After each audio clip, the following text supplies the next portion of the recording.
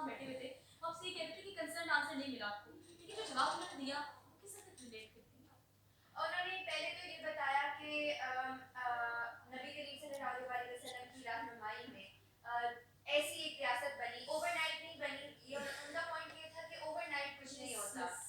हर कामयाबी के लिए स्ट्रगल करनी पड़ती है। और वही बात कि नीयत अगर हमारी साफ हो तो अल्लाह ताला मदद करते हैं। उन्होंने बहुत एम्फेसिस डाला इस पे कि रियासत मदीना इतनी स्ट्रॉन्ग थी, उसमें क्या था, रेशियल कोई डिफरेंस नहीं था, लैंग्वेज पे कोई डिफरेंस नहीं था, हर कोई बराबर था। और उन्होंने पर्शियन एम्पायर, रोमन एम्पायर को उखाड़ कर फेंक दिया।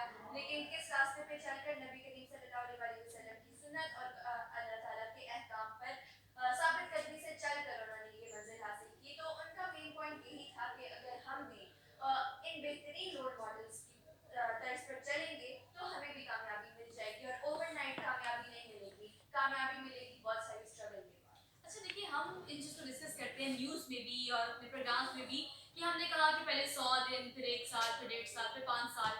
ये बात वाक़ई सच है। आप तब्दीली की बात करें, आप इस्लाहात की बात करें या आप किसी भी किस्म की चेंज की बात करें, तो ओवरनाइट वाक़ई कुछ नहीं होता। चीज़ें ग्रेजुअली और स्टेप बाय स्टेप होती है और उन्होंने जो करना था, वो कर रहे हैं। मतलब वो विजन, मैं किसी की तरफदारी नहीं कर रही, being a part of media, we need to be biased all the time. लेकिन हमें ये देखना होगा कि हम एज़ ए इंडिविजुअल क्या पार्टिसिपेट कर रहे हैं अपने घर में। क्योंकि अगर हर इंडिविजुअल अपने आप को चेंज कर लेगा तो सोसाइटी में एक ओवरऑल चेंज आ यस, जाएगा। Yes, we need to change ourselves basically first of all. अच्छा मीशा, आप बताएं कि आपका फ्यूचर क्या प्लान है? इस चीज़ को कैरी ऑन करेंगे तो कैसे करेंगे? और पाकिस्तान में आपको क्या लगता है कि आप जैसे बच्चे जो करना चाहते हैं, लेकिन आप सोचिए लैक ऑफ इंस्टीट्यूशन है, मेरे ख्याल से लोगों को ट्रेनिंग नहीं होती, तो आपको इस तरह का प्लान है कि आप अपने जैसे बच्चों को ट्रेन भी करें?